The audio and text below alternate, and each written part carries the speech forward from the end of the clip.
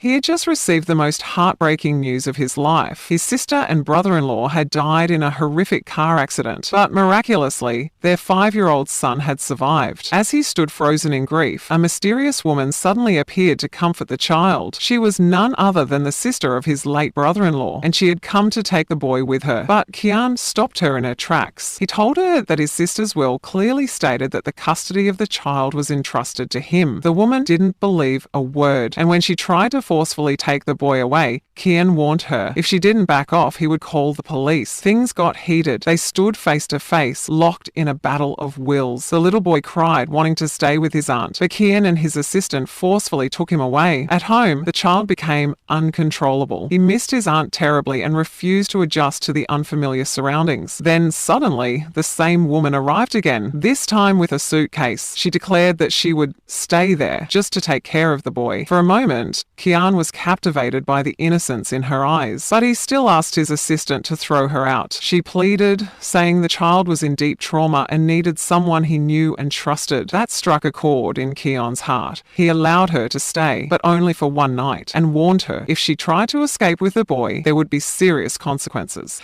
That night, as she tucked the boy into bed, Kian began playing the piano. The soft melody drew her in like a spell. She stood there, mesmerized, watching him. It was like love's magic had taken over. Later, Kian's assistant informed him that the woman's name was Lena. She had lived abroad for years and was still unmarried. But despite this, Kian still didn't trust her. The assistant pointed out that raising a child isn't easy, and Lena's presence might be exactly what the child needs. But what no one knew was Lena had another agenda. While Lena lovingly cared for the child, she secretly searched the house for a hidden vault. She discovered that Kian's office was locked with a password. Like a seasoned spy, she pulled out her makeup kit, sprinkled powder on the touchscreen, and tried to detect fingerprints. Just as she figured out the possible code and was about to enter, the doorbell rang. Startled, she quickly wiped the powder off and rushed downstairs. It was a parcel from Kian. But this wasn't a gift, it was a setup. Kian had placed hidden cameras all over the house. He was watching her every move. Lena had thought he would let his guard down, but the truth was he was observing her even more closely than before. Later, he caught her snooping near his office vault. Lena pretended to be innocent, but Kian wasn't fooled. Still, he opened the vault himself. As Lena peeked inside, expecting piles of money, she instead found something else. Kian's eyes, staring right back at her, glowing with a strange kind of warmth. In that fleeting moment filled with butterflies, he softly asked, "Why are you so close to me?" She quickly replied, "There was a bug on your shoulder." Just then, Kian's friend entered and laughed, seeing their closeness. He found their chemistry adorable. But Lena quickly distanced herself, insisting there was nothing romantic between them. Soon after, Lena witnessed the child's nanny slapping him. Furious, she rushed to stop her. Kian joined in, and together they confronted the nanny. While she tried to explain, Kian firmly reminded her that hitting a minor could lead to jail, even for just one slap. He gave her an ultimatum: apologize now or face the police. The terrified nanny apologized and ran off like a firecracker had burst behind her. That night, Lena held the child close as he slept and thanked Kian from the bottom of her heart. Kian, too, appreciated her support and started considering something serious. What if Lena stayed permanently, like a mother to the child? Lena agreed, but on two conditions. She would receive a minimal salary, and Kian must promise never to kiss her unless she wanted it. Kian acted as if he wasn't interested in her at all and accepted the terms, but something had already changed in his heart. That very night, he noticed the child sleepwalking. As he guided him back to bed, he saw Lena asleep on the floor, innocent and breathtakingly beautiful. He picked her up in his arms but lost his balance. They both fell, and accidentally their lips touched. Just for a second, but that 1 second felt like a thunderbolt. The next morning, Lena was shocked to see Kian shirtless after a shower. Clearly he was showing off. Those abs weren't accidental. He told her he'd spent the night with the child, fearing the sleepwalking could be dangerous. Concerned, they took the boy to a doctor.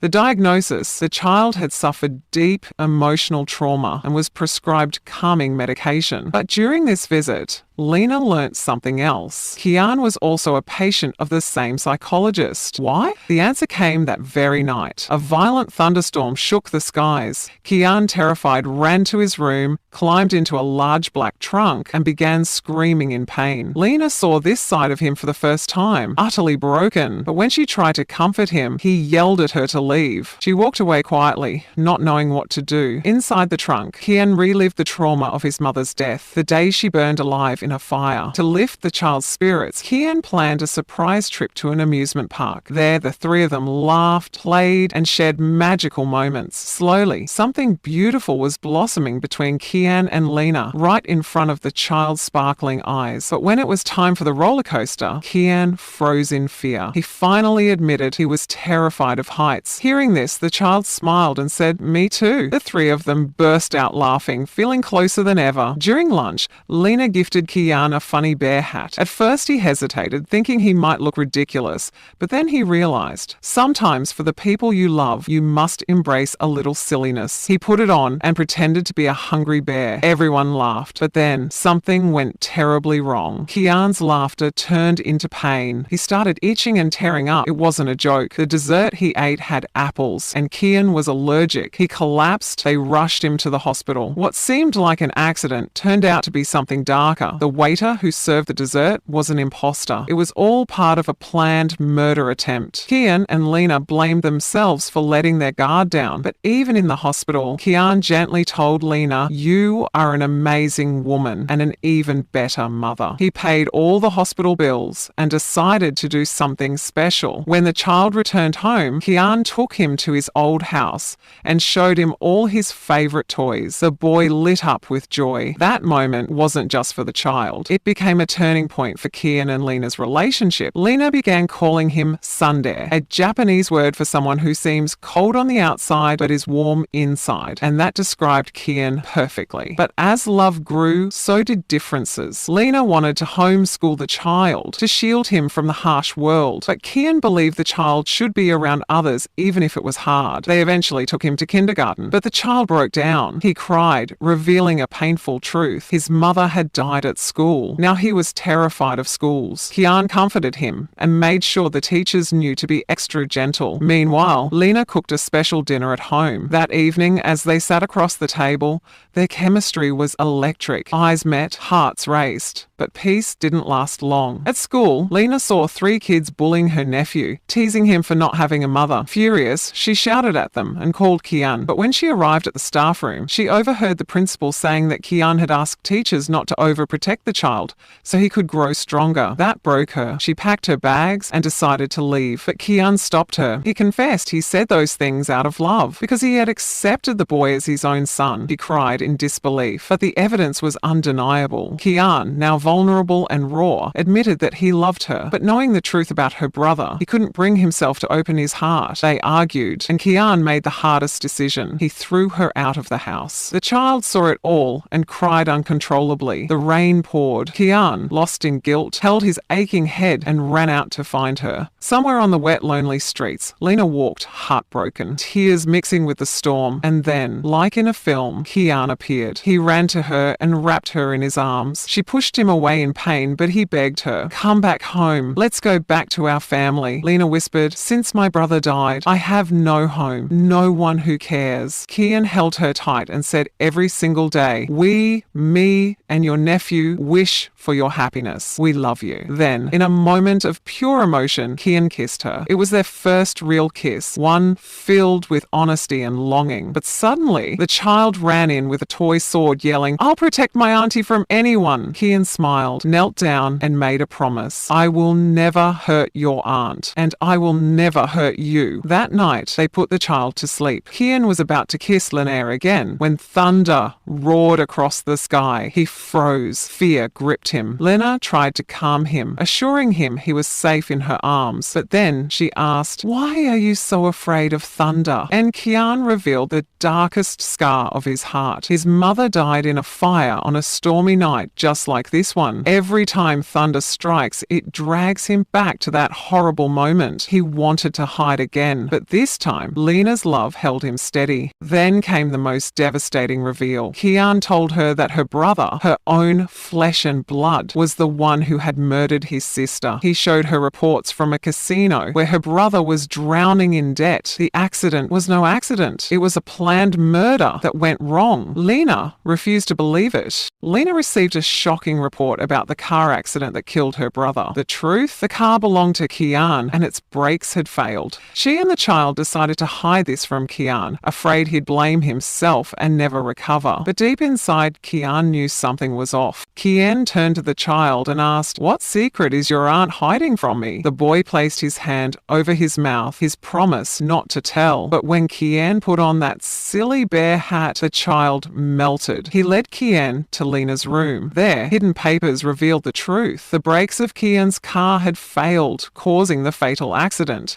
Kian was devastated. Tears streamed down his face. At that moment, Lena called. Panicked, she was being followed. Kian rushed out. He found her and brought her home safely. The child hugged them both, relieved. But now, the truth could no longer be ignored. Kian confronted Lena. "I know what happened," he said. Lena replied calmly, "Sometimes fate chooses disasters for us. It's not always our fault." But Kian had already made up his mind. He booked flights to the UK for Lena and the child. "Go," he said. "Start a new life away from me." Lena hugged him tightly, silently begging him not to send her away. But Kian's eyes were filled with pain. "If you're still here by morning, you must leave," he said. That night, Lena said goodbye to the child, but then the thunder roared again. She ran to the room where the black trunk was kept. She opened it and found Kian inside, trembling, broken. She held him in her arms, kissed his forehead, and whispered comfort into his soul. As they leaned in for a kiss, the child walked in. "Are you guys playing hide and seek?" he asked. They both laughed nervously, but the child looked at them with hopeful eyes. "You two look perfect together.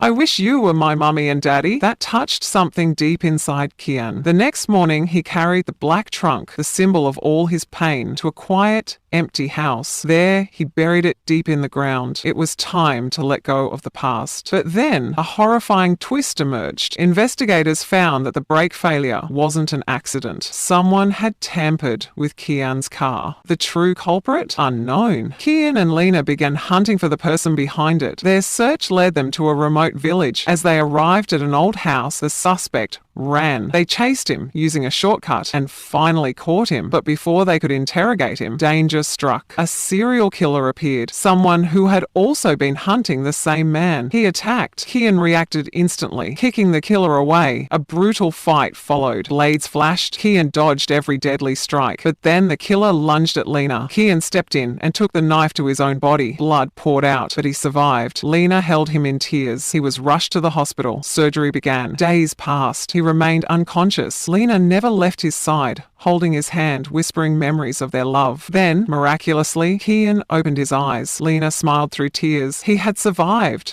But one mystery still remained. Who was behind it all? Days after his recovery, Kian still couldn't shake the feeling that something was being hidden. Then, out of nowhere, an unknown man appeared at their home, a foreigner with a strange, arrogant attitude. What stunned them both was how he openly flirted with Lena. But Lena didn't flinch. Calmly, she said, "Kian is my boyfriend." The man smirked. "Do you love him for his personality or his money?" Lena answered without hesitation. "I love him because of the way he looks at me, because his heart is beautiful. When I'm with him, it feels like the first light of morning, calm, endless." Their bond was now unbreakable. Even the child giggled. They're in love, leaving both of them a little red-faced. That night, they celebrated Lena's birthday. Kian gave her a green teddy rabbit, just like the one her brother gave her before he died. Lena teared up, overwhelmed with memories. But then, the real horror began. Kian received a call. The name on the screen, Lena. But her phone was upstairs. Shocked, they rushed up. From the bathroom came a strange sound. Inside, they found a yellow box. Lena panicked. "Don't touch it. What if it's a bomb?" After moments of anxiety, Kian carefully opened it. It wasn't a bomb. It was a USB.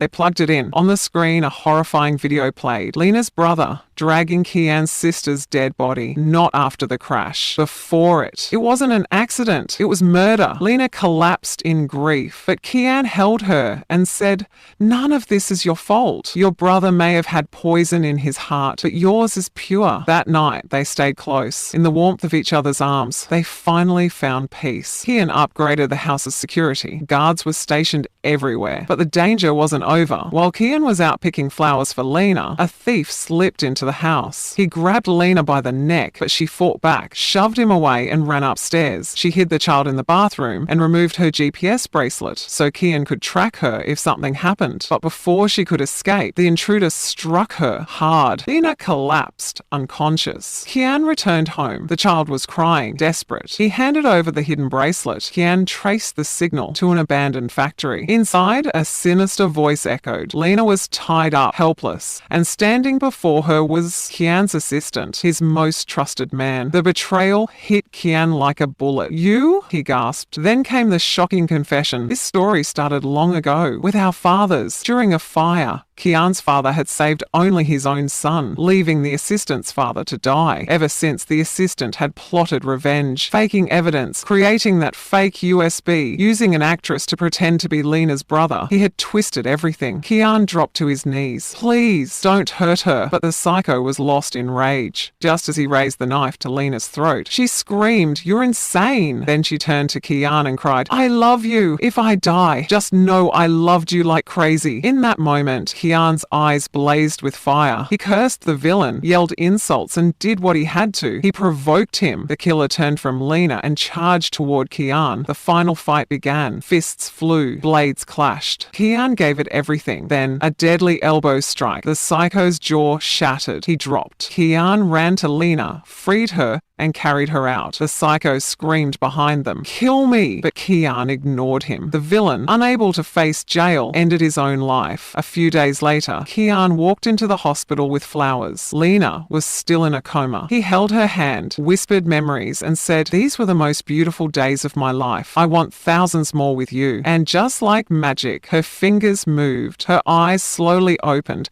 She had returned. Now, they knew life was short, meant to be lived only with those who bring love and peace. They held each other, promising never to let go. Later, they visited the place where their siblings had died to remember and honor them. And then came the moment. Kian led Lena, blindfolded, to a special spot. As she opened her eyes, he stood there on one knee, holding a ring. "Before I met you, I was just surviving. Now I live to love you. You're the most precious soul in the universe." Tears in her eyes, Lena smiled and said, "If life comes just once, I want to spend every second with you." They embraced. He slit the ring on her finger, and from behind, the child appeared. With shining eyes, he said, "Now that you're getting married, will you be my mummy and daddy forever?" In that moment, a family was born, not by blood, but by choice. And this is their beautiful ending. If this story touched your heart, don't forget to hit that subscribe button and press the bell icon so you never miss another epic tale. More amazing stories are waiting for you right here. Thanks for watching.